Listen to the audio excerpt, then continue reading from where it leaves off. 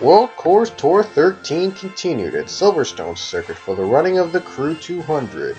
Abbey Sachs started on the pole as 39 drivers were able to compete in this race. The three TA2 drivers, Luke, Leia, and Pichu, were not able to make it to the race because the maximum capacity for this track is 39 cars in one race. 4 drivers, though, out of those 39 got off to a bad start real quick as they retired on the very first lap of the race. You saw them wrecking out.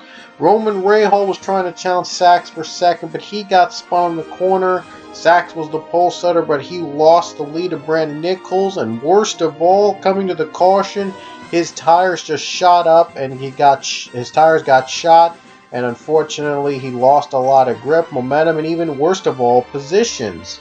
But anyway, RJ Bishop, Jasmine Acosta, James Shelley, 3-wide battle turned ugly on the first lap of the race. Those 3 would be out of it. Jordan Davis was also done for the race on the first corner as he got spun by Dylan Young and other drivers as well. Tough break for Jordan Davis. And here's Brandon Nichols taking the lead over Abbey Sachs on that very first lap. Restart came out. PJ Williams, though, got a better restart over the 17 Brandon Nichols, and he would try to challenge him for the lead. Kyle Collins running in third, still trying to find a lane he could use to make it 3 wide, but in the end, PJ Williams took the lead away from the 17 and zoomed the tied car into the bright and sunny lead as Silverstone, really tough corner, a lot of corners at this track. It's a Formula 1 track usually, and Williams was just not used to the corners. He got loose off the lead, and Brandon Nichols retook the lead thanks to PJ Williams losing his tires on that corner. And wow, that was just a really chaotic series of events that happened on the fourth lap of the race. And by the way, it was our only green flag run of the race, by the way. It would become a major wreck fest, but you saw a couple drivers making passes for position. These were the best battles so far on lap number 5 from that green flag run, from that lone green flag run that ran for more than one lap. There you see Eric Powers trying to make a pass on Kate Culp, and he does make the pass on Kate Culp. Now Alex Hawkins trying to follow suit as well. Hawkins trying to get the bottom of the 37, and he will get it. And now Angel Navarro is going to challenge Kate Culp for the position. And this time, though, Kate Culp was able to stand her ground and keep it. And there you see Benjamin Miles. Oh, they got contact with Mason Powers, and that's going to bring out another caution, which I don't know why that would be a caution, but, well, cautions like that, oh, it just happens sometimes. We just can't do anything about it. But anyway, PJ Williams, well, he's having trouble. He lost his position to Ian Dutta. Another caution came out a few laps later as Nick Alton got spun out, I think by Eric Powers in the 21. And it's been a bad World Course Tour weekend for Nick Alton. Not just weekend, just past couple races, just not been great for him. But anyway, pit stops came about, and Tony Green took the lead over Angel Navarro on the restart. But the 94 Austin LaPlante took over Navarro for the second position, and Navarro did not get the start he needed. And Tony Green is already off, and he's already taken the lead instantly. Here comes LaPlante. Here comes Navarro, though, still battling for second, which is what Tony Green wants to see. These drivers battle for second so he can pull away even more, unless if a caution comes out. Kyle Singer, though, trying to join in the mix, and things get twisted as Angel Navarro nearly spun out by Austin LaPlante, was able to save it, but then moments later, LaPlante was battling 3 wide, and he got spun out by Jordan Newman and Johnny Gardner. So Karma struck back in the 94 machine, trying to spin out Navarro, but he got spun out on his own later on by Jordan Newman and Johnny Gardner. Gardner was caught up in the crosshairs, and those 2 drivers wrecked out with just 10 laps to go at Silverstone. Tough break for LaPlante, was running in third position, well, almost second at one point, but that's unfortunate for him. Tony Green still took the lead, but he's got a new challenger awaiting, Dylan Thoreau in the number 11. With 7 laps to go, these guys would go on battling side by side for the lead for a very long time. Look like Thoreau here, as you see, Thoreau clears the 8 for a bit, tries to get enough room against him, But Tony Green still stood by his guard and still battling for the lead, even down the corners, the same corners that PJ spun out in earlier.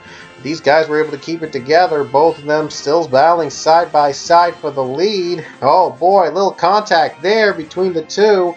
Zeke Marley up to third, still trying to take an opportunity to make his own sneaky move, but he wasn't able to get it in time. These two were fast. These two were still battling for that lead.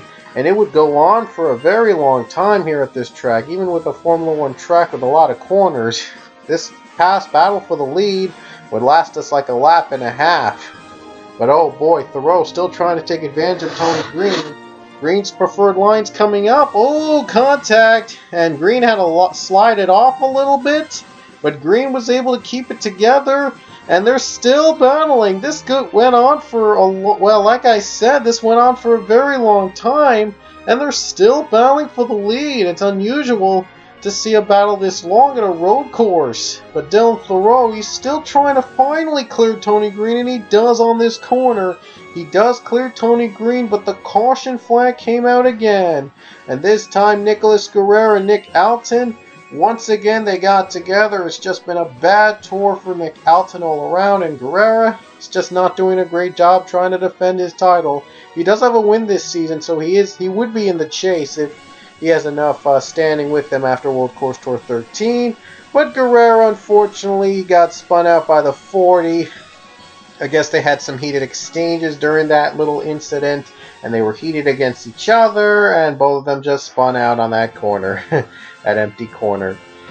Anyway, the restart came about with 4 laps to go, and these two picked up where they last left off. Thoreau took the lead on the restart, but Tony Green would battle side by side with the number 11, and they would also restart their little rivalry against each other. Both have not won this season. They were looking to get into the chase with a win. And Zeke Marley still in third, and now Tony Green finally gets through Dylan Thoreau, finally clears the 11. It looked like Marley was going to get the second spot away, but Thoreau was able to get a good run on that corner, and he would still challenge the 8 for the lead. He would restart the challenge. Both these drivers would battle side by side, but it wouldn't last us a lap and a half this time. Thoreau clears the 8 of Tony Green with just 4 laps to go, coming to 3 laps to go. The next caution would end the race, and these drivers came to pit road before that caution came out. And guess what? The caution came out while they were going into pit road. And Nathan Hudson, who stayed out on pit road, took the lead to the caution flag. The race would not get back under green. Jacob Lawler was the reason the caution flag had come out for the final time today. He got spun by Dion Scott. And unfortunately, it just happens. It was just a 1-car spin that was off the track, but a caution came out for that. That's just the way it goes sometimes, so it's unfortunate we had to end under caution for that spin. But Nathan Hudson, coming off the final corner, is going to get his 4th win of the season here at Silverstone Circuit. It's just been a dominating World Course Tour for Nathan Hudson. His 4th win of the year and his 3rd coming off World Course Tour 13. He was just at the right place at the right time on pitch strategy, and Hudson took the win in front of his hometown fans here at Silverstone Circuit. Boy, what a homecoming for him. But of all those victories, this might be the sweetest of them all. His 5th career Pokemon Cup win. He came in with just 1 Pokemon Cup win before this season. Now he has 5 Pokemon Cup wins in his career. It's incredible.